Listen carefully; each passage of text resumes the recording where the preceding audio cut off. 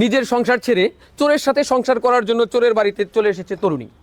এ নিয়ে ভীষণ গন্ডগোল। আমরা চোরের বাড়িতে থেকে এই বিষয়টি তাদের কাছ থেকে জানার চেষ্টা করব। থাকুন আমাদের সাথে। আচ্ছা, আপনি আপনি তো চোর। চোর অবশ্য যদিও নিজে চোর এটা স্বীকার করে না, কিন্তু আমরা ঘটনায় জানতে পারলাম আপনি চোর। আপনি চুরি করতে গিয়েছিলেন, তাই তো? হ্যাঁ ভাই, চুরি করে গেছি ভাই। আচ্ছা, আপনার বাড়িতে এই ভদ্র মহিলা চলে এসেছে আপনাকে বিয়ে করার জন্য। আমরা তার কাছে আগে জানি যে কেন মানুষ চোরকে তো পছন্দ করে না, তার এরকম একটা ঘৃণাজনক পেশায় রয়েছে সে। আপনি সেই চোরকে কেন বিয়ে করতে যাচ্ছেন? কারণ হচ্ছে আমার যে হাজবেন্ড, সে আমার কোনো শখ আহ্লাদ কোনো কিছুই পূরণ করে না।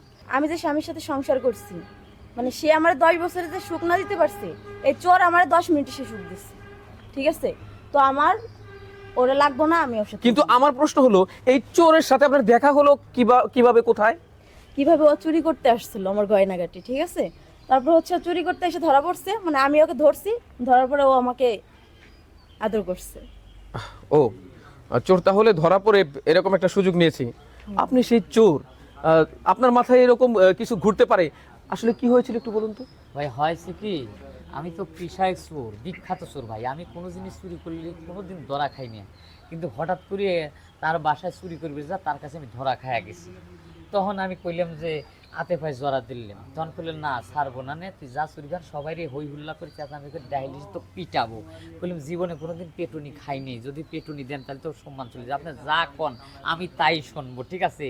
তখন সে আমাকে মনে করেন যে ওই প্রস্তাব দিয়ে বসলো। তখন বললাম যে এই কথা তাহলে কারো কাছে কইেন না, আমি চোর হলেও কিন্তু আমার একটা আত্মসম্মান বোধ আছে, আমার একটা মান সম্মান চলে যাবে। কারণ চুরি করি কিন্তু চরিত্র খারাপ লাগে, এটা করলে তো চরিত্র খারাপ হয়ে যাবে। কারণ মাইন্ড কিছু ভাবে পড়ে গেছি, জান আমি রাজি হইলাম।